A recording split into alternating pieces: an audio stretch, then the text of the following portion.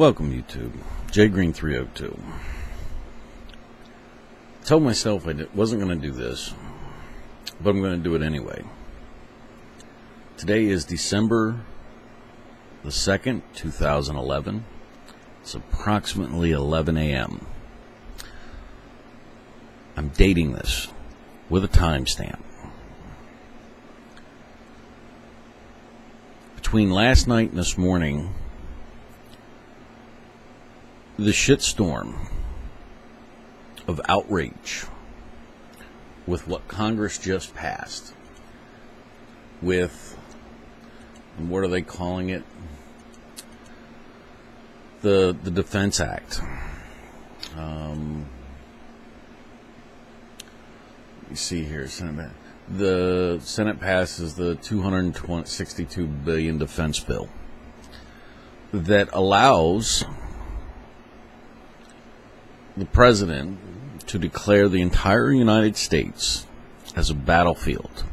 That includes your front lawn, and as such allows for military detention indefinitely without trial. May as well go rip that Constitution up. A lot of people are outraged. A lot of people are pissed off. Most are talking about either public hangings or trying most of Congress for treason. If you're seeing it and you know what I'm talking about, I'm going to quote you a couple other things. I want you to be aware of this. They also passed the Patriot Act and the Military Commissions Act and the Warner Defense Act. You might want to go back and pay attention to those too. They're like pieces to a puzzle. Today's piece gave them certain things and built upon things that these other acts, and when you look at what all four acts actually do, and of course it's all written in legalese because all these bastards are lawyers, you may as well rip the Constitution up. Are you paying attention to what is going on? Do you realize that unless that bill is vetoed, at any point, did you notice? If you have more than 7 days of food in your house, you can be considered a terrorist and fall under this bullshit. If you happen to own guns or ammo, we're all terrorists. Based on those definitions, because we store food, because we prep, because we have defense capability. Are you paying attention to what's going on? Do you watch the news? I'm not an alarmist. I started this all because it was an interesting challenge. It was a mental exercise. I couldn't see where you could go wrong with having a little extra food or having a gun or two, having extra camping supplies. The whole issue was actually a very interesting mental challenge. Under those circumstances, there's tons of problems. I love looking at problems and analyzing, and I find it interesting. As long as I'm not under the duress, I've got all the time in the world. I thought it was fun. Folks, it ain't fun anymore. And thank God I started when I did. Holy shit. Can you believe what's going on? Are your eyes open? Have you woken up to what is happening? Countries are falling. The economy is fucked up. Gold is at the killer highs. The banks are being sued by the Massachusetts Attorney General for frauding. The housing foreclosures, the job market, the economy, the homeless, the food banks are empty. I've never seen it like this before. Let me tell you something else you don't know, or most of you may not be aware of. The housing market and all the issues. Well, they got into all this legal shit. So all those foreclosures are being held off. Go look at your real estate. There are short sales, but there are very few foreclosed homes. Round one was that fiasco. And it's like a hose. And all these foreclosures have been held up. From what I hear, between January and March, that restriction is going to come out. Boom, it's going to foreclose. All these foreclosures are going to happen.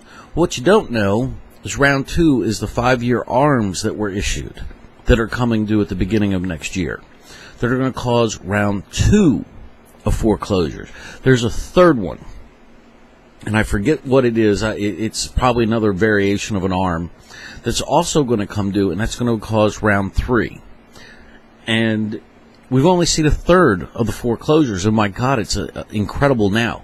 Imagine what happens when you put 66% more foreclosures out there. It gets worse. If y'all followed what happened to Bank of America, they posted losses. Their stock plummeted. They cut 30,000 jobs. Massachusetts Attorney General sues them for fraudulent foreclosure practices on 5 of these huge banks.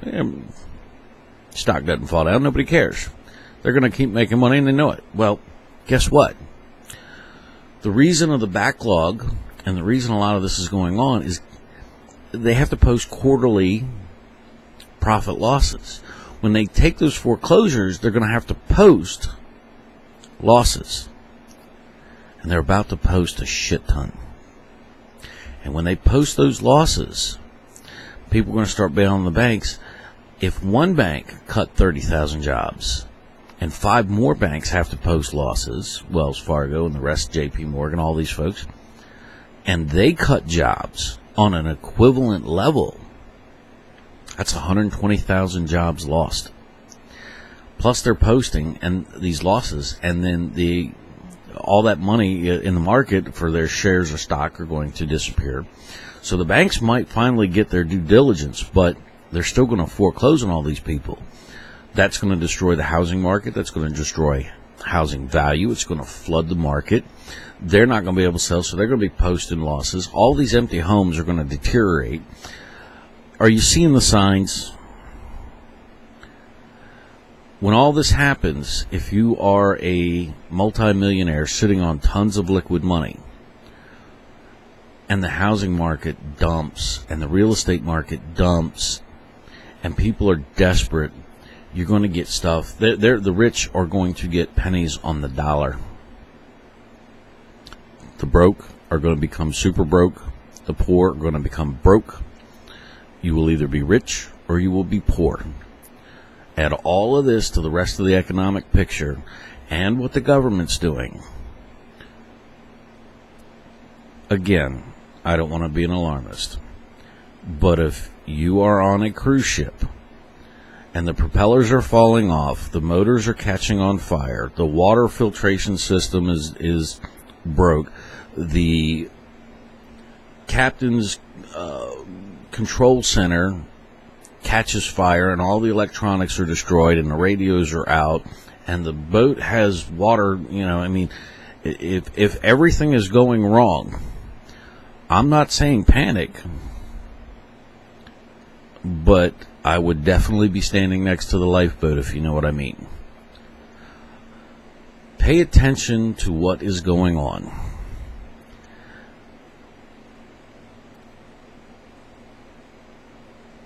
Sometimes it's nice just to know timing. Think about it. Pay attention to your news. Follow what's happening. Watch the markets. Watch the banks. Watch the housing market. As it gets worse and worse, and people are out on the street, crime is going to get higher and higher. Be prepared. That's all I'm saying. I'll leave it at that. Thanks for listening.